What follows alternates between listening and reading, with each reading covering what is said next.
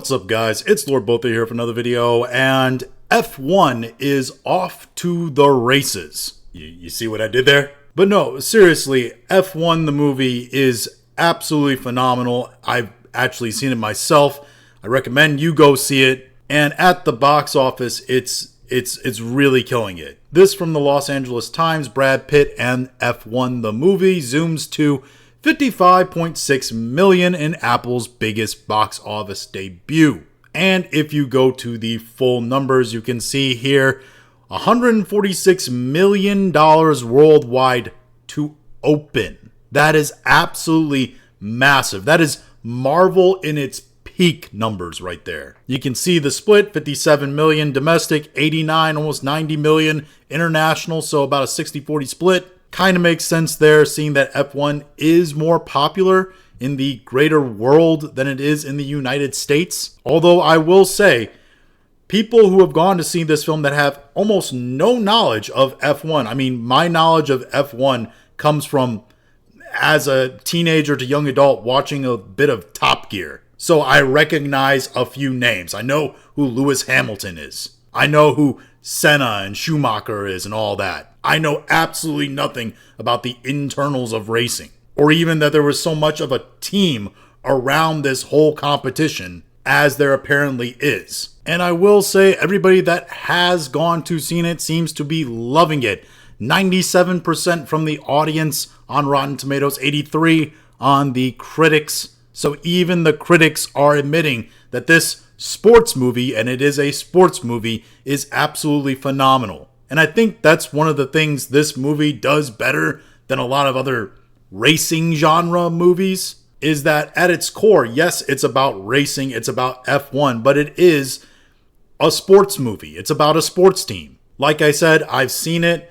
I think it's really good. I'd give it like a 9 out of 10. And if I had to give a synopsis of the plot without giving any big spoilers away, basically you have a racing team that has been terrible, always been terrible. The guy who owns it, he's about to lose the team, be forced to sell. He's friends with Brad Pitt's character from back when they were both racers. Brings Brad Pitt in. Brad Pitt, of course, it plays the never was character, not even a has been, a never was. And of course, he has wild cowboy ideas of how to improve the team and his certain style of racing. You also have the tropes of sports movies, because he's the old kind of veteran coming in and switching things up on the team. You have the new, young, brash rookie who thinks he's being replaced or sees him as competition, thinks he knows everything, etc., etc. You have that kind of conflict.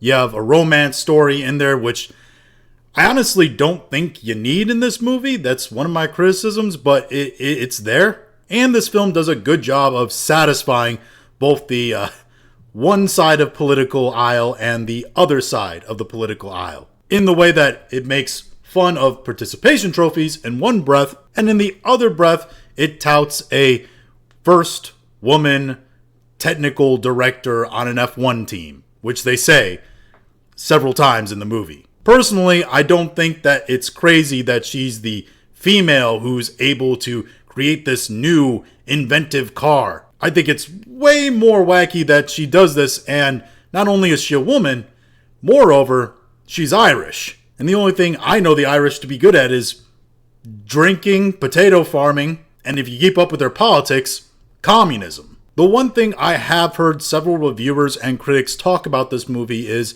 that it's being compared a lot to Top Gun Maverick. And I will echo what they have said by saying, yes, it feels a lot like Top Gun Maverick, except a sports story. It's a high-octane kind of action-focused film that seems like a callback to the 90s and 80s, but moreover, I think the reason why people seem to think this is a lot like Top Gear Maverick is that not only is it like that, it's one of the few films that have came out in like the last decade that you didn't know actually what was going to happen next. It was actually suspenseful. You didn't know if he was going to win or lose. You didn't know what was going to come next. You didn't know if there was going to be a massive crash or not. It had that suspenseful feeling that you didn't know what the outcome of certain situations were going to be. Top Gear Maverick also did that.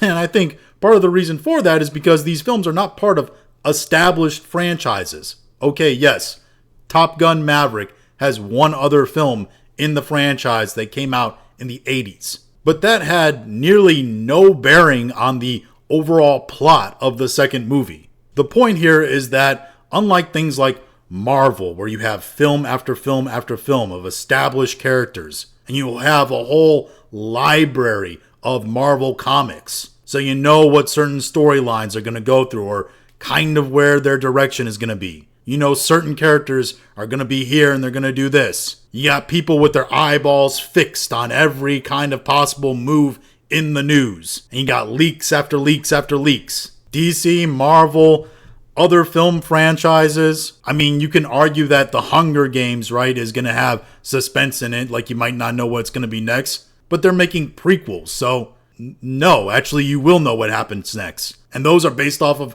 books that you have read. That's another problem, is that if you have a library of books to go off of, you kind of know where the plot's going to be moved along. These movies, you don't know where the plot is going. So you got that suspense in the action, something we don't really get a lot from movies anymore. That's what's getting you headlines like this from Deadline.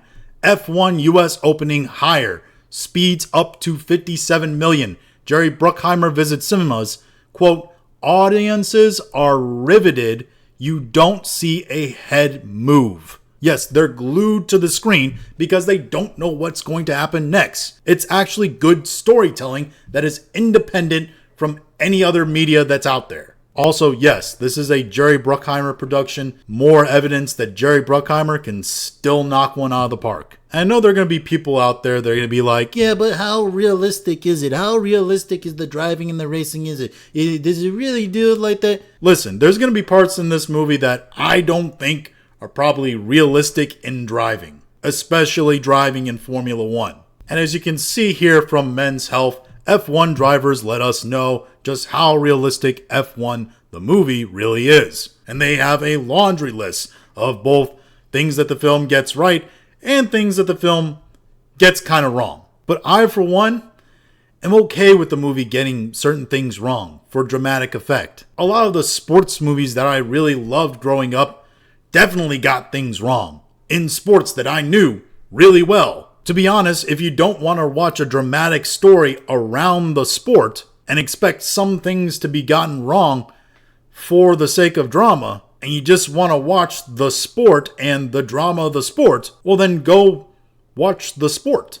It's out there, you can go watch it. In fact, I'd say that F1 might have picked up a few American fans with this movie. So I think both the sport and the film are going to benefit. Now, I will say that $146 million mark that F1 made, it is important that they hit that number, because this film was not cheap.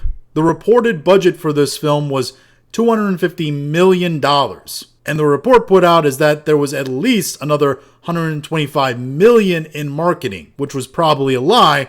It's probably closer to 175, 200. Usually it's about the budget over again. But we'll be generous and say that it's 150 to 200 million, somewhere in there. Yeah, theater cut on top of that. I think you're looking at around 750, 800-ish million dollars for this thing to break even for the studio, which Apple would be completely okay with. Honestly, reputation-wise, in terms of movies, they just need a win. Kind of like the team in this actual movie, I gotta say. There is a little bit of a metaphor for Apple in the film industry and the XPG team that is the main team in this movie that are kind of constant losers. But anyway, yeah, the movie is great.